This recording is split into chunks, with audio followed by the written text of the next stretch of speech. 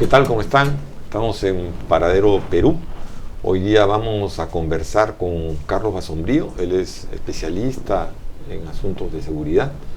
Y con Carlos Romero. Él es abogado de la ONG Ciudad Nuestra, que justamente tiene como su preocupación principal los asuntos de seguridad, ¿no?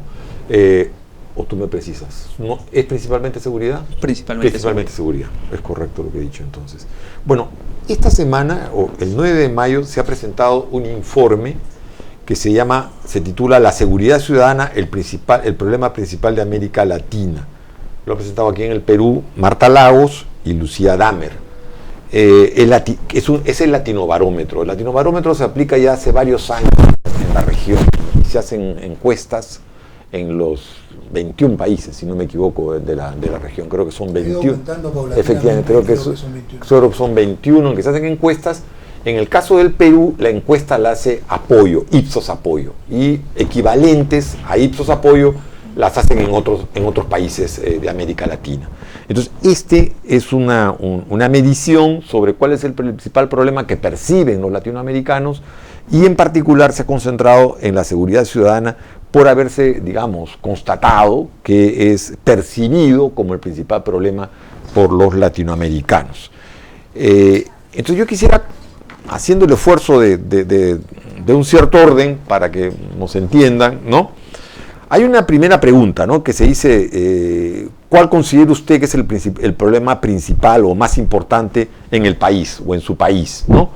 Y hay, si no me equivoco, 11 países de América Latina que consideran que el tema de la seguridad es el más importante, ¿no? Hay otros que con 3 países, Nicaragua, República Dominicana, Bolivia, que consideran que es el problema económico. Por ejemplo, Chile es el único país que considera que es la educación. Bien sintomático, ¿no? Porque como las prioridades van cambiando. Brasil, salud, ¿no? Y Paraguay y Colombia, desocupación, desempleo. El resto de países dicen que es delincuencia o seguridad pública. De estos, el más alto, el que tiene el porcentaje más alto, o sea que con mayor contundencia, ¿no? De la población considera que es la delincuencia y la seguridad ciudadana, es Venezuela. Y de este grupo de 11, Perú aparece como el que está más abajo, digamos, el que considera que es el problema principal, pero exactamente compartido con nosotros, ¿no? Entonces, no sé qué primer comentario tienes a este cuadro, Carlos. A ver, uno primero es que evidencia el incremento de la preocupación ciudadana por la inseguridad, que va de la mano con una realidad clara. América Latina es el continente, junto con África, los lugares donde las manifestaciones de la inseguridad, el homicidio, los robos, esto tienen una proporción mayor en todo el planeta. Entonces, y además, en términos generales, en los últimos 20 años ha empeorado en todos los países. Hay países muy graves y otros menos, pero ha empeorado en todos. Otra lectura de este cuadro, que también lo hace un poquito más complicado, es que en los últimos años también ha mejorado un poco la situación de la gente, en términos materiales. O sea, no es que estemos en el paraíso, lo sabemos, pero la situación ha mejorado un poco. Cuando mejora un poco, tú puedes preocuparte de otras cosas. O sea, desplazas tu preocupación a otras cosas. O sea, si tú vieras los países que tienen problemas económicos como principal preocupación, los 3 son muy pobres, ¿no? Es verdad.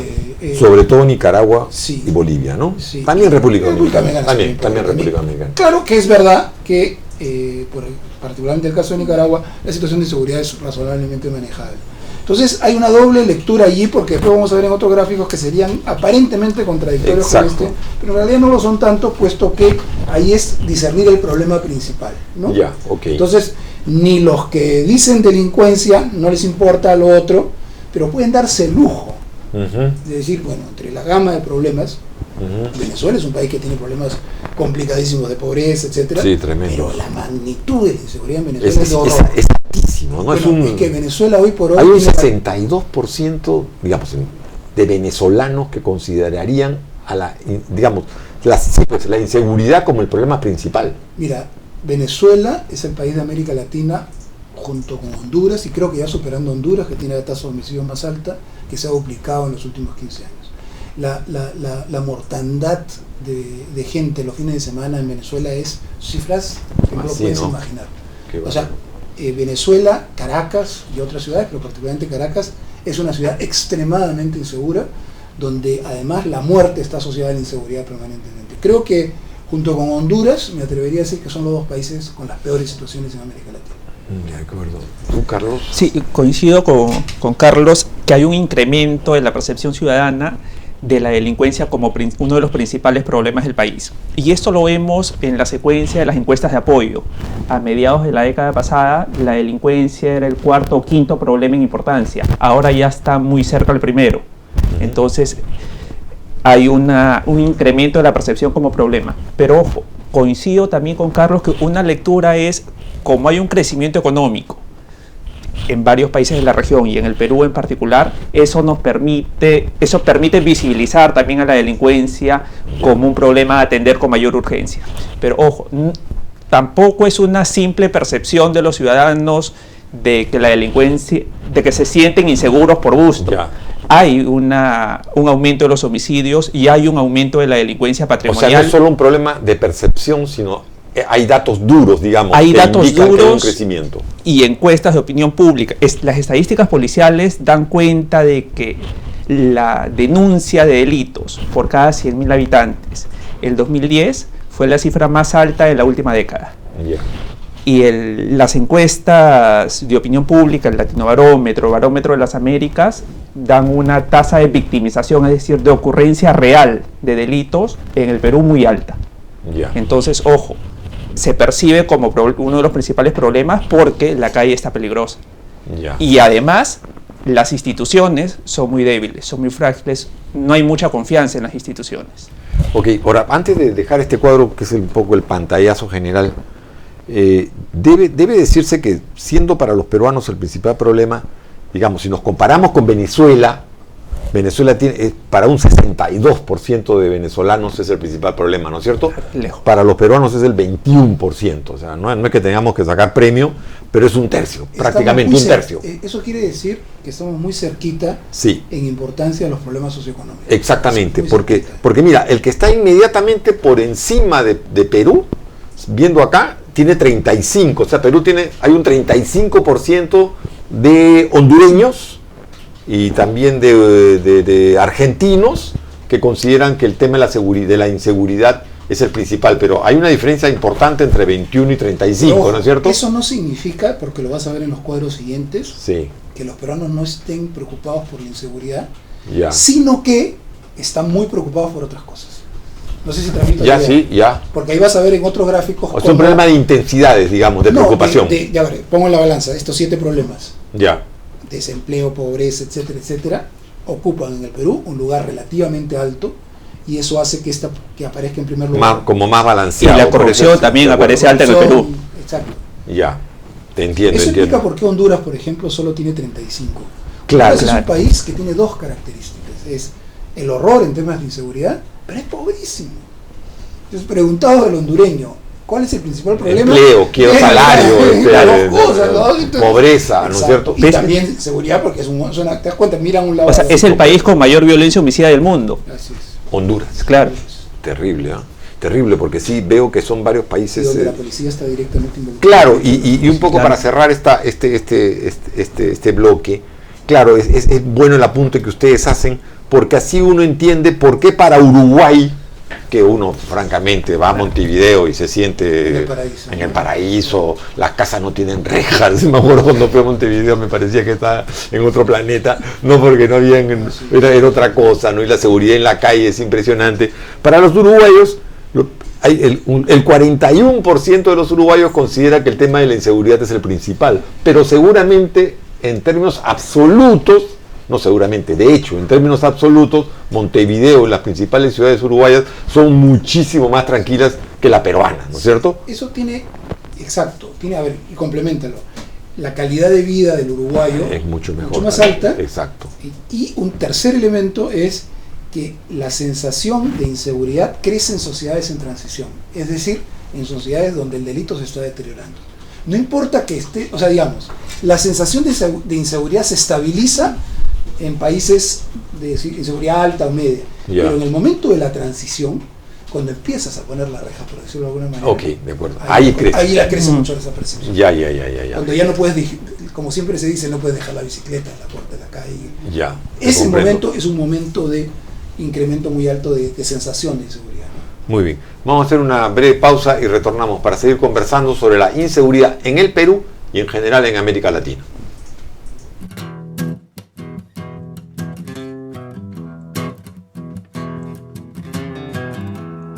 Me gusta la revista Poder por la calidad de los análisis que tiene. Tiene un análisis político-económico, tiene una buena combinación entre política y economía. Creo que ha venido a llenar un espacio dentro de las revistas peruanas. Poder llenó un vacío en el periodismo del Perú, del periodismo escrito, hace investigación económica y de la buena.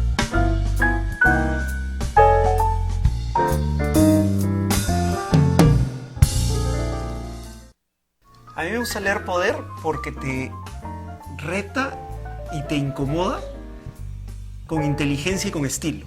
Leo la revista Poder desde su primer número hace ya justamente 3 años, porque es una revista indispensable en la formación de todos quienes queremos entender lo que pasa en el Perú.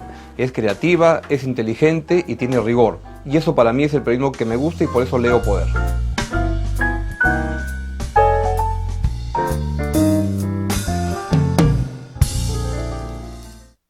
Me encanta leer Poder. Me gustan los temas que trae en cada edición, me gusta cómo toca cada uno de esos temas con la debida profundidad, con el análisis serio, con una buena compilación de información. Leo Poder porque parte de mi trabajo es seguir el entorno económico y político para los negocios, y Poder es un instrumento muy importante para ello. Es sumamente valioso porque además de darle agilidad, permite visualizar cosas que se entienden más claramente con una imagen que incluso con un párrafo, ¿no?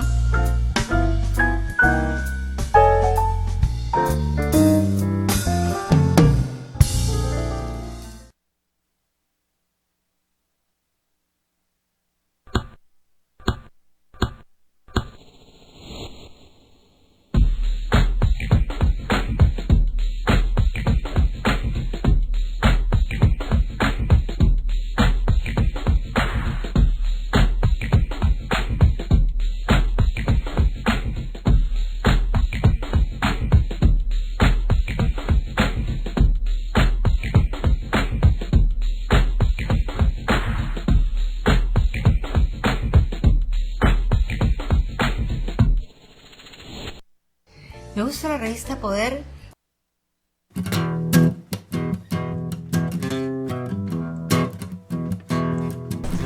Estamos conversando sobre seguridad y a propósito del último informe de Latinobarómetro sobre seguridad ciudadana como el problema principal de América Latina. Estamos conversando con Carlos Basombrío, él es investigador, especialista en los temas de seguridad, y con Carlos Romero, abogado de la ONG Ciudad Nuestra, que también trata como asunto central la seguridad.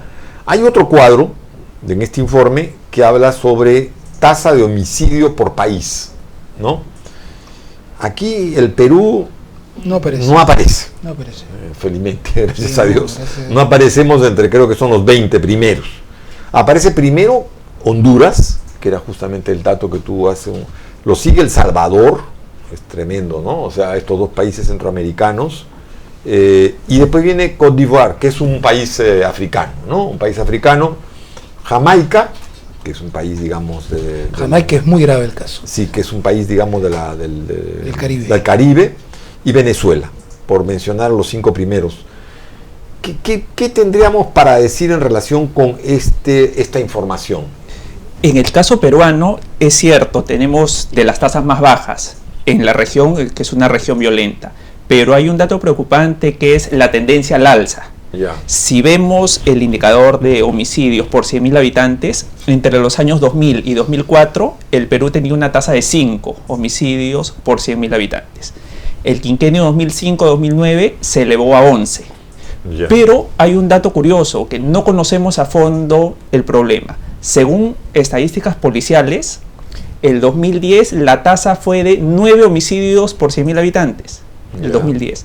Pero según el Ministerio Público, la tasa fue de 19 homicidios por 100.000 habitantes. Pero la diferencia es tremenda. En números absolutos son alrededor de 2.000 homicidios que no se conocen. Entonces, ojo, tendencia al alza dentro de tasas bajas en la región, pero todavía con discrepancias en las fuentes de información. Y esto es gravísimo, fíjate. Es gravísimo. A ver, te voy a hacer mira, un homicidio. ¿Cuál es el primer punto de entrada al sistema institucional? La policía. Luego el Ministerio Público. Entonces, si el Ministerio Público registra el doble que la policía, acá hay un problema con la policía. Claro, es evidente. Porque o sea, debería ser más acá. La policía está filtrando. Claro, o sea, la policía. De muerte. Exacto. Entonces, claro. La cifra, en pocas palabras, no hay cifras serias en la policía. Y en el Ministerio Público hay un trabajo más serio, aparentemente, y más riguroso. Y la cifra es alta. Es alta. Y es preocupante. Eso es 2010, ¿ah? Eso es 2010. La otra explicación puede ser, efectivamente, como tú dices, es a la policía o a una comisaría donde primero llega. Puede ser que ahora, como los fiscales tienen un papel más activo en la investigación, pero esto es 2010, no, es 2010. Sí, pero normalmente están los dos. Normalmente están los dos. Pero además la diferencia es demasiado. Pero ojo, se supone que si hay algún delito donde hay un mejor registro debería ser homicidio, porque está el cuerpo, está el cadáver. A diferencia de los delitos patrimoniales donde hay muchas personas que no denuncian, digamos, hay una cifra negra mayor. Sí, pero en el homicidio está el cuerpo. Entonces, eso preocupa. O sea que los datos, digamos, entre policía y Ministerio Público son, pero sustantivamente distintos, porque aquí estamos hablando no de cualquier cosa. Pero incluso usando los datos policiales solamente hay un incremento importante en la tasa. Tú dijiste el dato, 5 homicidios por 100.000 habitantes. 5 homicidios por 100.000 habitantes al año, ¿no es cierto? Sí, promedio anual. Entre el 2000 y el 2004. Y pasó a 11. Que es una cifra, a partir de 5 se considera epidemia. O sea, que estaríamos en un nivel de un brote, digamos. No, muy bueno. O sea, digamos, recién en 5 está la infección, digamos, por decirlo de alguna manera. Pero esas cifras no son reales. Claro, el dato de 2010 si 37, algo así de fiebre, ¿no? Una cosa así, por decirlo. Estás con calentura, ¿no? En homicidios hay un dato bien curioso. Según el Banco Mundial, es el tráfico de drogas el principal factor de riesgo de los homicidios. Pero en el Perú, Ciudad Nuestra hizo una investigación sobre los homicidios en Lima entre el 2000 y el 2008. Teníamos como hipótesis por qué se habían incrementado los homicidios, y la hipótesis era, según los medios de comunicación, salía el sicariato, el ajuste de cuentas. Pero al hacer el estudio nos arrojó que la principal causa de las muertes, el principal móvil, era violencia interpersonal, riñas y peleas entre conocidos, más violencia intrafamiliar, ambos el 41%. O sea que no era producto de la delincuencia. Y las delincuencias delincuencia común y organizada era de la violencia común, ni de la organizada. Ni la organizada. O sea, como en México, ¿no? Y eso es bueno, ese dato es bueno. Porque lo otro es un escalón, un peldaño más para el deterioro. Acá sí que la violencia entonces es intrafamiliar, interpersonal más o entre, que no sé, pues por decir, grupos de amigos que se pelean, mareados, efectivamente. Conocidos. Entre conocidos, de acuerdo. Y eso es, paradójicamente, eso es bueno. Claro, porque no estamos hablando de delincuencia común ni organización criminal, ¿no es cierto? Es un bajo nivel de organización. Exactamente, ¿no? Un comentario adicional sobre homicidios. El promedio es engañoso. Porque, digamos, Venezuela, por decirte algo, usemos el caso de Venezuela, tiene 42, además de que se disputan las cifras, pero en fin, tiene 42 a nivel nacional, pero Caracas tiene 90. O sea, si tú haces el mapa de homicidios... Y vas a un barrio complicado de Caracas y subes a un distrito, para usar palabras nuestras, y tienes 200. Y vas a un barrio complicado y llegas a 500. O sea, ese promedio esconde que hay lugares donde se concentra ese fenómeno delictivo. Esconde que hay lugares que están rojo vivo y otros que están amarillo, que no te van a matar, que no hay cosas. A diferencia de otros delitos como el robo, etcétera. Ahora dime, simplemente para conocimiento, en el caso de Honduras y El Salvador, que son los dos países que están en punta, además a nivel mundial, en tasa de homicidio, es altísimo, ahí la razón ¿cuál es? Si es bandas organizadas. Hay bandas organizadas, hay pandillas, pero también hay... Son las famosas maras. Pero hay un dato que hay muchos homicidios cuya causa no es esclarecida. Y esos han ido en aumento en los últimos años. Ya. Entonces falta un estudio en profundidad para ver cuáles son los móviles. Muchas veces se dicen las maras y maras vinculadas al crimen organizado, pero cuando uno ve el detalle de los móviles, según la policía, aquellos que tienen como móvil no determinado está en aumento. Ya, perfecto. Entonces habría que hilar más fino ahí. Te entiendo. Un dato curioso, en El Salvador, hace 2 semanas o un mes, el gobierno llegó a un pacto con las maras. ¿Ah, sí? Con la Salvatrucha y con la M18. Eso. Llegó a un pacto con las maras en el siguiente sentido, que es los principales líderes de las maras están en las cárceles de altísima seguridad y les dieron a cambio de eso, digamos, los cambiaron a prisiones más suaves, un régimen penitenciario más ligero, etcétera, etcétera. Y estos tipos se comprometieron a hacer una tregua entre las dos maras y entre, digamos, las actividades de homicidios. Los homicidios han bajado en un 80% en El Salvador. El punto más bajo de los últimos años. Qué bárbaro. Sí. Por eso te decía qué bueno es que nuestros delitos sean lo otro. Primero, porque ese pacto no va a durar. No va a durar mucho. Cualquier persona mínimamente inteligente sabe que no va a durar. Ese pacto no va a durar mucho y lo que está demostrándose además que es un homicidio producto de una organización. Criminal, porque si no, no bajaría en el porcentaje que está bajando. Y esos bajando. pactos son muy inestables. Claro. Y esos pactos terminan, estallan y se vuelven más sangrientos. La violencia se sangrientos. dispara, ¿no es cierto? Es lo mismo que pasó en Medellín. Este pacto de la donbernabilidad, que le llamaban. Había un narco, un Don Berna, que luego es extraditado a Estados Unidos. Y cuando lo extraditan, nuevamente sube la violencia homicida, porque se dice que había un pacto y que además él era el que monopolizaba el control de la violencia. De acuerdo. Y una cosa, avanzando un poco más, aquí a ver si ustedes me explican. Acá hay una comparación de tasa de victimización y tasa de homicidios, ¿no es cierto?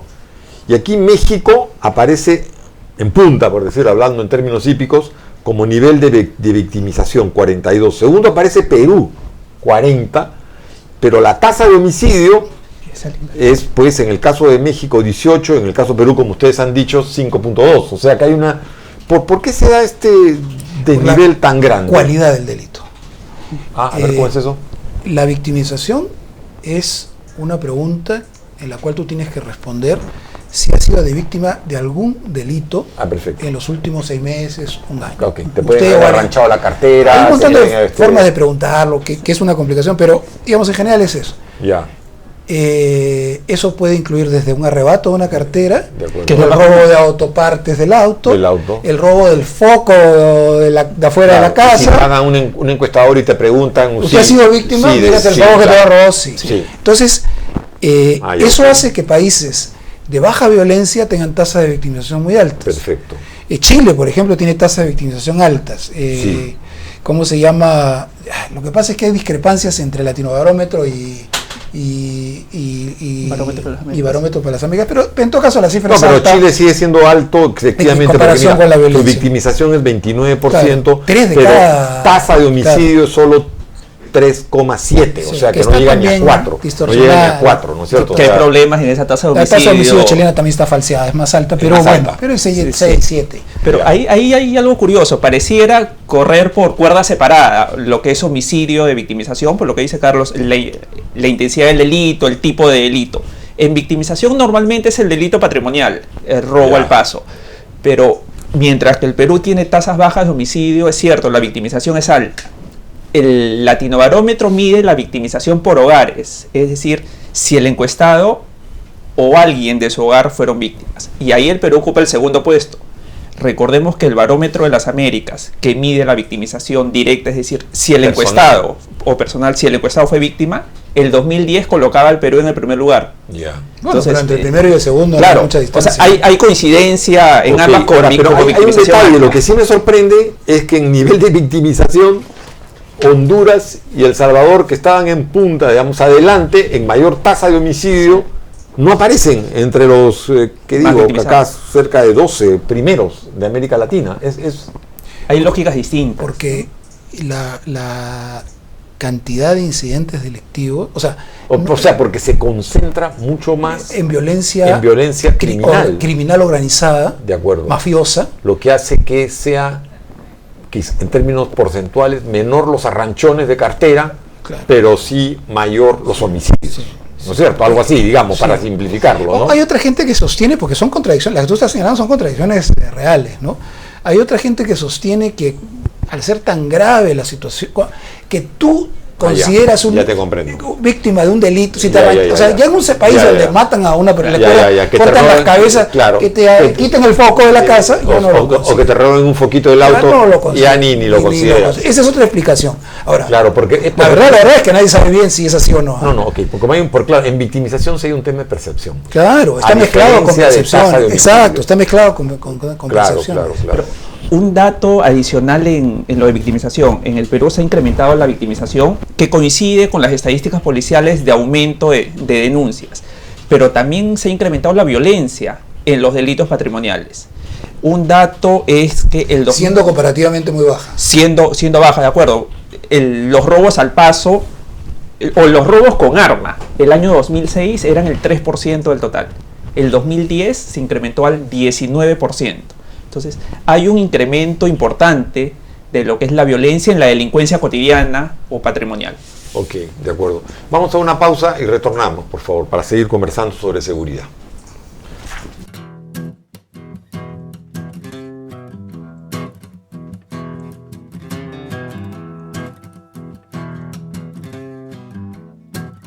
Me gusta la revista Poder por la calidad de los análisis que tiene. Tiene un análisis político-económico, tiene una buena combinación entre política y economía. Creo que ha venido a llenar un espacio dentro de las revistas peruanas. Poder llenó un vacío en el periodismo del Perú, del periodismo escrito, hace investigación económica y de la buena.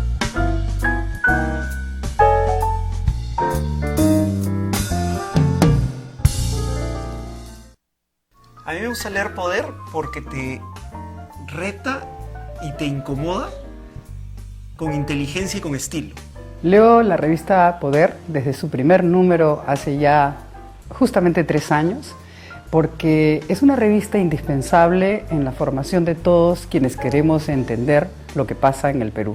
Es creativa, es inteligente y tiene rigor. Y eso para mí es el periodismo que me gusta y por eso leo Poder.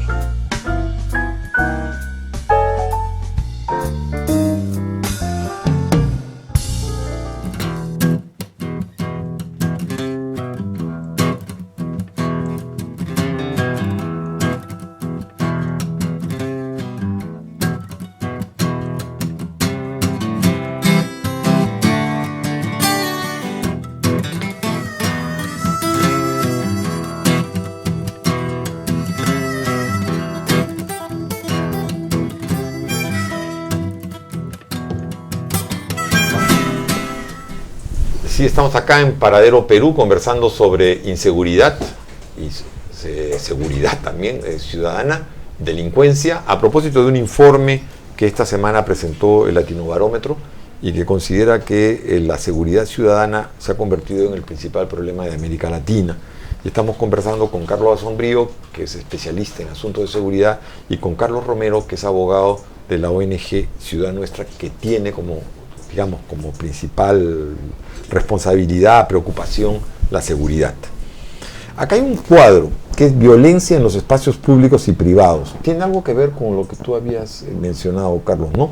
Por ejemplo, acá se dice, en este cuadro, bueno, ustedes no lo pueden ver, pero hay violencia en espacios públicos y privados y se pone país, violencia en el hogar, es un tipo de violencia entre vecinos y peleas entre pandillas, ¿no es cierto? Entonces, aquí hay comportamientos muy disímiles, ¿no? O sea, en el caso peruano se señala más lo que son peleas entre pandillas, ¿no? En el caso de Brasil, aquí me sorprende, Brasil se dispara, porque no está en este lugar en otros cuadros, aparece como el primero en violencia en el hogar, pelea entre vecinos y peleas entre pandillas. No sé si me pueden explicar un poco este cuadro, es un poco complicado sí. Sobre las pandillas, en los últimos años, efectivamente, cuando las distintas encuestas en Lima, cuando se le pregunta cuál es el principal problema de inseguridad, la gente dice pandillas. Pandillas. Sí. Pero cuando se les pregunta si en su barrio hay pandillas o si han sido víctimas de pandillas, es muy bajo. Entonces, eso es un dato que todavía hay que investigar de manera más fina, y aún nuestras pandillas no tienen los niveles de las pandillas centroamericanas, sobre todo el Triángulo Norte. Porque mira, justamente, ¿no? Miren lo contradictorio que es el asunto de los datos. Cuando uno ve los números o los porcentajes en relación con peleas entre pandillas, el Perú aparece como el más elevado, con 34, cuando evidentemente si comparamos nuestra situación con con relación al pandillaje con países como El Salvador o como Honduras o Guatemala, no hay comparación, ¿no es cierto? Es un dato inconsistente. No, es un dato inconsistente. Es un dato inconsistente. Y tiene, creo, estoy interpretando, con qué llama pandilla uno y qué llama pandilla el otro. De acuerdo. Creo que acá la acepción está vinculada a cosas muy pequeñas. Ya, son los chicos que están en una esquina, ¿no es cierto? Y son lo que antes era la esquina del barrio, y claro, si es un poquito movido el asunto, esos chicos pueden... Claro, es el barra brava, o son los jóvenes que están en grupo en la esquina, es muy genérica. O la patota del fin de semana, ¿no es cierto? Que se arman broncas, peleas, ¿no? La única explicación. Porque como dice Carlos, el Perú no tiene ni por asomo el problema de pandillas que hay en los países centroamericanos. Ni por asomo.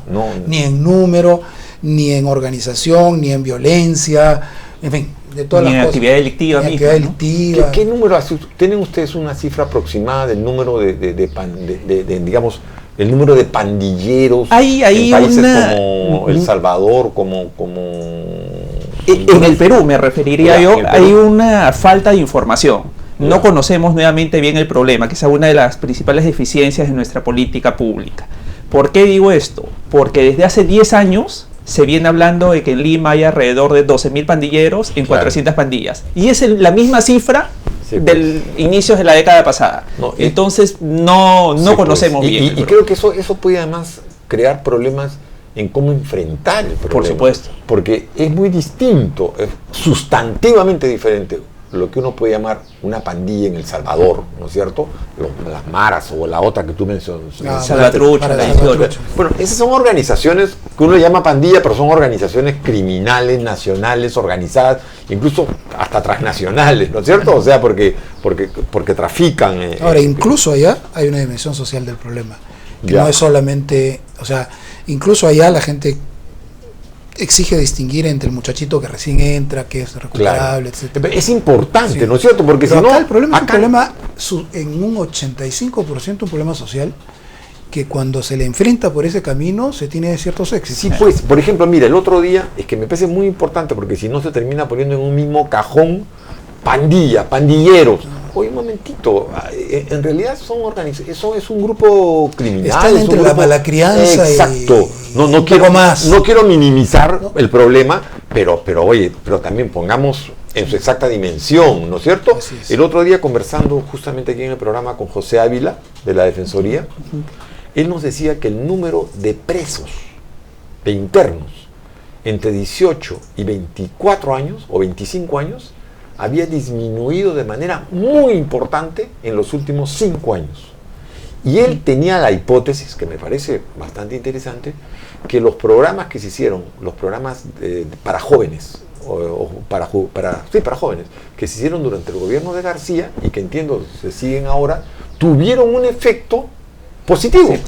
Me da cuenta de eso. Un efecto positivo. Y asúmele a eso que hay, no demasiadas, pero sí hay varias experiencias, por ejemplo en Lima, de grupos locales que hacen trabajo social con pandilleros. El Agustino, por ejemplo, era considerado el lugar más violento de pandillas, y hoy día está muy controlado, y es un trabajo de los jesuitas de ahí, la parroquia, ¿no? Del Padre Chiqui, el famoso Padre Chiqui, y todas estas cosas. Que el otro día le hicieron una entrevista linda, extraordinaria en la última página. Que probablemente ese premio le quite también no puede porque es congregación, pero ahí dice también que es un pecado, no sé, dice que será el pecado.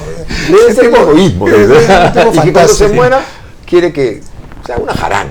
Lo de Chiqui es bien importante porque quizás es la mejor experiencia de trabajo con jóvenes pandilleros. Mira. La Fiscalía de la Nación viene asumiendo los elementos de éxito del Padre Chiqui para replicarlo en algunas ciudades, en algunos distritos de Lima.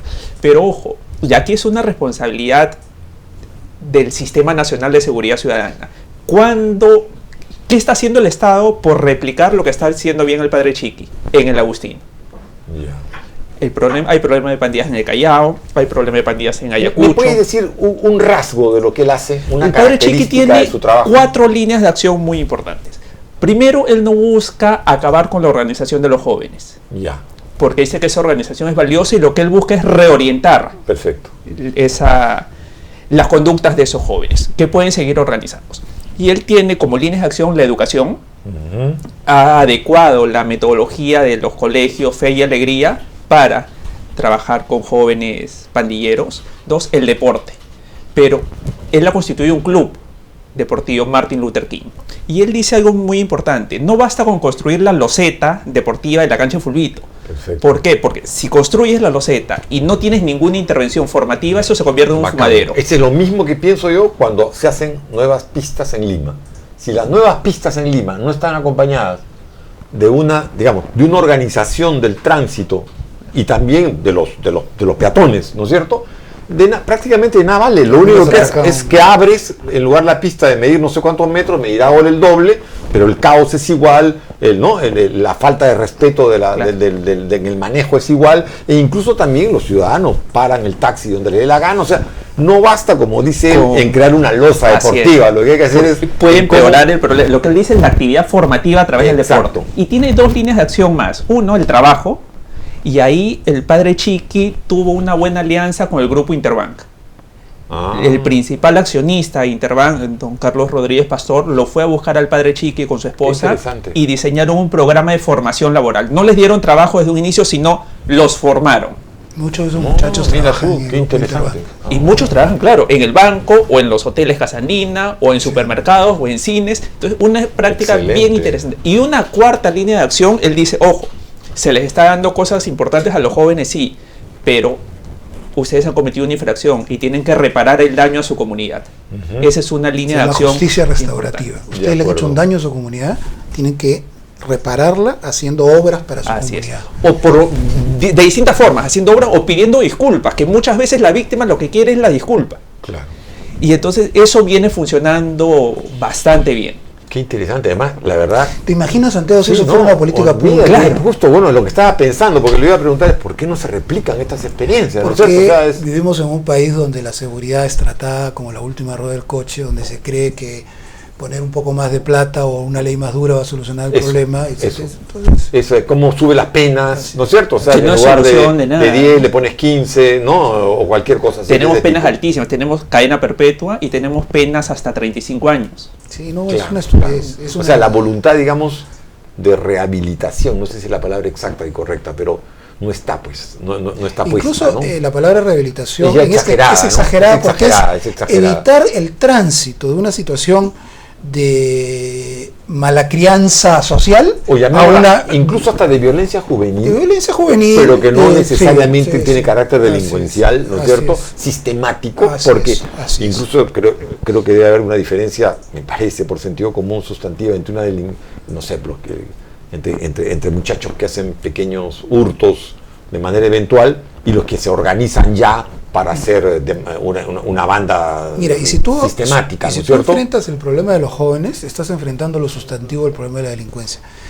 No es ninguna novedad lo que voy a decir, hay una relación de la demografía con la criminalidad. O sea, en los países donde hay población juvenil muy grande, donde aumenta la población entre 16 y 25 años, aumenta la criminalidad. En Estados Unidos, en la época de Clinton, no sé si recuerdas, hubo todo un debate sobre la inseguridad, etcétera, etcétera, y él hizo un gran sistema de más policías en Estados Unidos. En los años siguientes bajó la criminalidad, y hay muchos sostienen que eso no fue resultado de los patrulleros, sino de que la curva demográfica había cambiado y había menos jóvenes. Ok, bajó.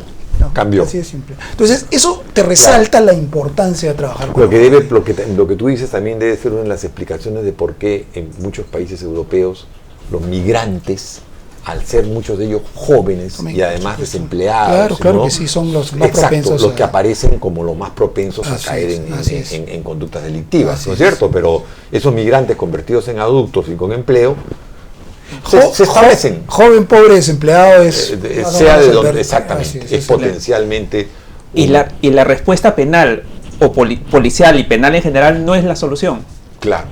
Hay que hacer un trabajo mucho más integral. Y ahí los colegios tienen una responsabilidad muy importante, porque hay una vinculación entre deserción escolar y jóvenes pandilleros, hay una relación muy fuerte. Y me parece muy interesante, entre las cosas que ha hecho el padre Chiqui, tú has mencionado, yo no conocía, es este vínculo, por ejemplo, con la empresa privada, con Interbank, por supuesto, ¿no? Claro. Y creo que hay que saludar la iniciativa de Interbank, o sea, estar prestos a participar de este proyecto. Que por cierto, además, la mantienen casi en reserva, ¿no? Sin ninguna alarde publicidad, hacerlo, ¿no? Pero bueno, me parece la verdad que muy bien y muy interesante. Mira, el Ministerio de Educación tiene más responsabilidad, creo yo, en reducir la violencia juvenil que el Ministerio del Interior.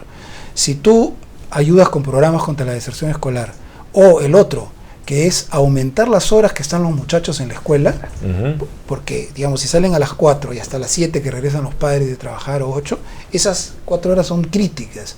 Entonces, si tú los mantienes en la escuela haciendo cosas que valgan la pena, haz... Por ejemplo, entre otras cosas puede ser el tema del deporte. Claro, y por darle un mayor, claro, exacto, darle un de calidad, mucho mayor. Claro, no el deporte recreativo solamente, no, sino... Exacto, y yo me acuerdo, y que acá con esto podemos hacer corte para ir a un bloque final.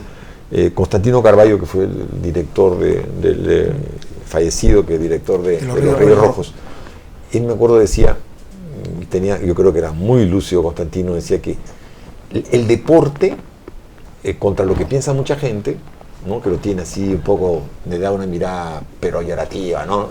Él decía que el deporte es un aspecto sustancial de la formación del carácter de los jóvenes, ¿no? Y yo creo que la verdad tiene mucha razón, ¿no? Bueno, la Foquita y Farfán y...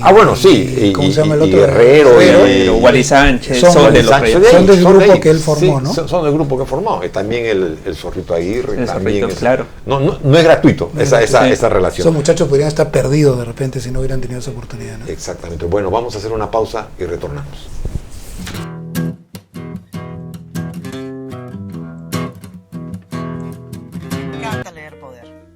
Me gustan los temas que trae en cada edición, me gusta cómo toca cada uno de esos temas con la debida profundidad, con el análisis serio, con una buena compilación de información.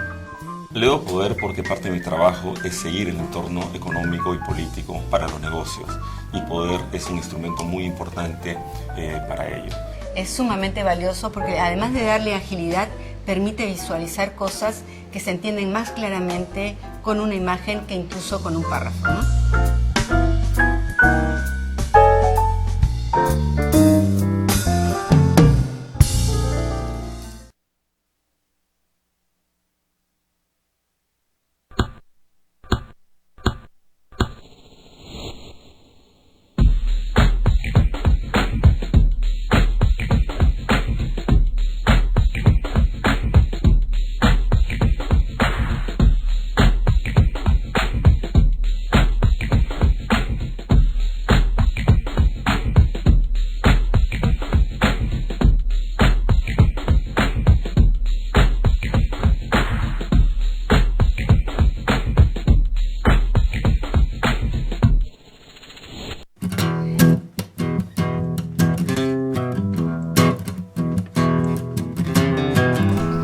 Estamos conversando aquí en Paradero Perú con Carlos Asombrío y Carlos Romero sobre delincuencia e inseguridad ciudadana en América Latina, a propósito de un informe que ha efectuado este año el Latino Barómetro. O sea que entiendo que lo hizo el año pasado, ¿no? Y este año lo ha publicado. Si no me equivoco, lo que han hecho en este informe es empaquetar los temas de seguridad. De acuerdo. Y ofrecerlos como un producto.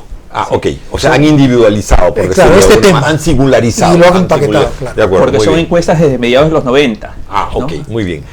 Por ejemplo, acá hay para tocar el tema, en este último bloque de propuestas y qué hacer frente al asunto de la inseguridad desde el Estado y en general desde la sociedad. Aquí hay un cuadro, ¿no?, que a mí me parece increíble y que explica en gran medida también los problemas que tenemos. Se le pregunta a la población en los 20 países o 21 de América Latina qué piensan si los ciudadanos cumplen con la ley o no. ¿El Estado puede resolver el problema de la delincuencia o no puede resolverlo? ¿La política pública que más le ha dado lo ha beneficiado? O sea, si salud, educación, etcétera.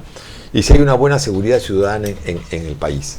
Uruguay esto es coherente con lo que estábamos diciendo hace un rato. Uruguay aparece en punta en el sentido de que es para los uruguayos los ciudadanos cumplen con la ley 54%. En el Perú solo 12%. Miren ustedes la percepción. Perú aparece en el último lugar. Qué desastroso. Es en el último lugar. Creo que este es un gran tema. O sea, aquí está, mientras que Uruguay aparece como el país más institucional, por decirlo de alguna manera, con mayor respeto a la ley y en realidad, además con una gran expectativa de que el Estado puede resolver el tema de la delincuencia, ¿no? El Perú aparece largamente por debajo, ¿no? Solamente en cuanto a la atribución que le dan al Estado como, digamos, como posible organizador de políticas que resuelvan el tema de la seguridad. Entonces yo quisiera enganchar un análisis de ustedes de este cuadro donde Uruguay aparece primero, Perú aparece último, con las propuestas que deben o pueden hacerse como políticas de Estado o políticas ciudadanas en el país. Yo creo que en términos generales, porque esta respuesta sobre el cumplimiento de la ley, si tú ves Latinobarómetro en otras preguntas porque este se sale un poco de la seguridad y va un poco más a temas más generales, confianza en las instituciones, apoyo a la democracia, confianza interpersonal. Perú aparece último en confianza interpersonal, que no está acá. Dan cuenta de una pésima relación entre sociedad y Estado, ¿no es cierto? Porque creo que, digamos, y que explica mucho de lo que somos como país, digamos, ¿no? O sea, es un Estado no ausente quizás de repente a estas alturas, pero profundamente insensible,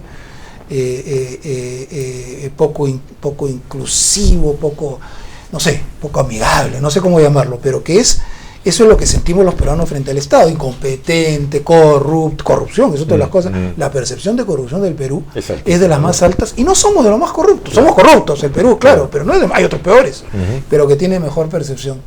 Entonces, yo creo que ahora se trasciende ampliamente el problema de la seguridad, digamos, y creo que tiene más que ver con la política, con el tipo de país que somos, porque no hay partidos políticos en el Perú. A ver, lo vinculo con seguridad con una cosa medio anecdótica. Dicen que en el Perú, en broma, decimos varios, que en el Perú la explicación de que no haya crimen organizado es porque no somos capaces de organizarnos, ni para partidos políticos, ni para nada, y entonces, bueno, ¿cómo nos vamos a organizar para el crimen? No, nadie confía en el otro, entonces que esa sería es una broma, evidentemente no es una explicación seria, ¿no? Pero de repente hasta algo de eso hay en el camino, ¿no? Sí. ¿A ti, Carlos, qué te Yo parece? encuentro una relación entre esa desconfianza en las instituciones, es cierto, las 2/3 partes de los encuestados desconfían de la policía, y esa, digamos, baja confianza en la policía tiene una relación directa con la alta victimización y con el alto temor ciudadano. Entonces, la gente no se siente insegura arbitrariamente, ojo, la calle está dura, se siente peligrosa, desprotegida. Eso. Ya te entiendo. Entonces, que te puede ocurrir de nuevo mañana. Claro. O que en cualquier momento te puede pasar, ¿no es porque cierto? delitos van a existir siempre. Pero la eficacia de la institución para prevenirlos o para investigarlos y decirle a la persona su caso está solucionado, sucedió esto, eso, como es muy débil, genera también temor en la ciudadanía. Sí, la verdad es súper impactante de todas estas columnas, la columna que se le pregunta a las personas, a los latinoamericanos, los ciudadanos cumplen con la ley, y como les dije, Uruguay aparece con 54, Perú con 12. Miren ustedes la diferencia, e incluso países, por ejemplo, como Venezuela aparece con 32, Nicaragua con 30, Argentina con 28, o sea, acá estamos hablando de grados de desinstitucionalización, enorme, pues, o sea, y de asimilación de la norma por parte de la propia población, ¿no es cierto? O sea, no solamente es que el Estado te obliga a que la respetes, es que hay una autorregulación. Exacto, hay una autorregulación, porque es inevitable, tiene que ser así, ¿no? Ahora, uno está en un cruce de 4 caminos en Estados Unidos, llegan 4 vehículos y hay un orden de paso. El que está a la derecha pasa primero, el siguiente pasa. No hay ningún policía, no hay nada, absolutamente, y se produce eso y todos tranquilitos. Es una autorregulación. O simplemente, incluso en el caso de Chile, ¿no? Tú te topas con un carabinero, o un chileno se topa con un carabinero y no se le va a ocurrir preguntarle al carabinero, jefe, ¿Y cómo cómo arreglamos esto? O sea, No existe no existe esa posibilidad, no existe, o sea, el carabinero no le da esa posibilidad, y el chileno tiene metido dentro que eso no puede, o sea, que no está entre sus posibilidades intentar tal cosa. Sí. Es algo que me parece clave, crucial. Y ahí hay algo importante que decía el exalcalde de Bogotá, Antanas Mockus. Él dice que hay que armonizar la ley, la moral y la cultura, que son los tres principales sistemas normativos que se entrecruzan. Ajá. Y por eso él propugna lo que se llama la cultura ciudadana, que son campañas educativas masivas. ¿Para qué? Para formar ciudadanos responsables y autoridades respetuosas. De acuerdo. Entonces, eso también es parte de la prevención de la violencia y el delito. Y que no fue una retórica, fue una cosa No, lo intensa hizo, y exitosa. no, fue Así es. impresionante. Ahora, un poco terminando, ¿cuál te parecerían a ti, Carlos, a ustedes dos, las iniciativas más urgentes que habría que tomar en relación con el asunto de seguridad? Algunas ya lo hemos planteado, ¿no? Ustedes mismos Mira, lo han yo planteado. creo que no existe posibilidad de mejora en la seguridad en el Perú sin una reforma profunda de la policía. No existe. Aparte de, bueno, quizás habría que ir un poquito antes, aparte de la comprensión de que la seguridad es un problema multicausado y que tiene soluciones complejas que van desde todos los sectores, como habla el Ministerio de Educación, en fin. Pero entrando a interior, si no se reforma la policía y no se recupera los niveles de honestidad, de dignidad, de especialización, de profesionalización, no hay ninguna posibilidad. Ninguna. De provocar un cambio sustantivo. No hay ningún cambio que no empiece por reformar la policía. De acuerdo. La policía está hoy peor que nunca, lamentablemente. Peor que nunca. O sea, los niveles de desmoralización interna, los niveles de corrupción, los niveles de, en fin, de todo eso están a niveles nunca vistos. Y además, digamos, lo más grave de esto, no sé si lo más grave, pero uno de los asuntos graves de esto es que la policía representa al Estado en la calle. En la calle, en el barrio, en la esquina, el viernes que salen los muchachos, o el sábado que salen los chicos, ¿no? Chicos y chicas, o en general todos, ¿no? Es con el policía. Entonces el policía no te garantiza que va a tener un trato justo, sino que va a estar, te para en el auto, entonces va a haber... Está viendo cómo te puede perjudicar para obtener un beneficio. Exactamente, en lugar de protegerte, creo que ahí hay un tema de desconfianza básica, ¿no? de la población con relación y justificada, ¿no? Por supuesto, no, pero por supuesto, sin duda. Y es parte también de este problema de la falta de continuidad de la política. Bueno, ya nos vamos por el tercer ministro del Interior en menos de un año de gobierno, ¿no? Durante los gobiernos de Toledo y García hubieron 14 gestiones ministeriales. Ahora, yo te pregunto, ¿por qué esa reticencia, digamos, al tema de la reforma de la policía? Porque yo sé que es complejo, muy complejo, no estoy diciendo que sea fácil, para nada, pero es una institución clave en cualquier país, ¿no es cierto? ¿Y por qué crees tú que hay tantas dificultades de abordar este problema? Creo que Carlos ha sido uno de los impulsores de la reforma policial, sería el más indicado. A ver, yo lo preguntaba justamente en otro lugar en la mañana. Digamos, primero hay que querer reformar la policía. Por supuesto. Si no tienes la voluntad política inicial, no hace nada. Sin ningún afán de vanagloriarse ni nada, solo ha habido un intento de reforma de la policía. Uno. O sea, todos los demás que han seguido ni siquiera se lo han planteado como agenda. O sea, ha sido la administración del día a día en el cual el deterioro ha continuado. Ahora, ya asumiendo que haya una voluntad de reforma, yo creo que hay dos factores que te entorpecen. Uno es la resistencia interna, que creo que es manejable, siempre y cuando tengas el apoyo político del presidente. De acuerdo. La respuesta a la pregunta, creo que se llaman los presidentes de la República que hemos tenido. Bueno, Fujimori no lo cuento, pero Toledo, García y ahora Humala. Humala, las únicas medidas que ha tomado o que se han tomado bajo su gobierno en relación a reforma de la policía ha sido militarizarla. Hoy las regiones policiales coinciden con las regiones militares. Les han dado a los generales de la policía esos bastones que tienen los del ejército, ahora tienen ellos también lo mismo. El director general se hace llamar comandante general. Entonces, una regresión aún mayor de la que teníamos en el pasado, ¿no? Entonces, yo digo, la principal razón por la que no hay reforma de la policía es porque no hay ningún... Vamos, pongámoslo en estos términos. Actualmente el presidente de la República no lo tiene como parte de su agenda. Si el presidente lo tuviera como parte de su agenda y dice, mire, vamos a cambiar la policía de raíz, Se cambia. Y nos vamos a dar por lo menos 5 años. Pero ¿no? además te lo digo, años. se cambia. No es tan difícil, no son tan poderosos tampoco. No, tampoco, no es tan difícil. Lo que pasa es que necesitas tiempo y el apoyo político del presidente. Sí, el apoyo político, ¿no es cierto? Y apoyo político que además tendría que significar que si sale un ministro, porque un ministro se puede mantiene salir, la continuidad. ¿no es cierto? Porque un ministro del Interior puede salir perfectamente, lo puede haber estado haciendo bien, pero bueno, pues hay una crisis, hay un conflicto social y lamentablemente mueren 2, 3 personas y bueno, pues el ministro es el responsable político y tiene que salir. Pero no hay una continuidad de la política. Pero la política no está amarrada a ese ministro, o sea, el ministro sale porque bueno, para eso estamos el ministro, para hacer su trabajo, y si hay una responsabilidad política que asumirla, pues caballero. Pero normalmente... Pero tiene que haber continuidad de la política. Bueno, para que haya continuidad tiene que haber política. No, porque no. Y para que haya política tiene que haber información. Sin duda. Y para la política tiene que haber información, que todavía estamos muy débiles. Pero hay lineamientos generales que se pueden tener sin esa información. Narcís Serra, ¿lo conociste? Sí, Narcís Serra nos contaba, él fue ministro de Defensa del posfranquismo. 7 años. 7 años. Y reorganizó las Fuerzas Armadas españolas. ¿Y quién fue el siguiente ministro por 7 años más? Su viceministro. Entonces, claro, así se puede hacer políticas públicas, claro. Bueno, igual la policía colombiana, ¿no? Y Carabineros de Chile, hay una continuidad en los mandos. Claro. Y no solo de personas, sino también de política misma.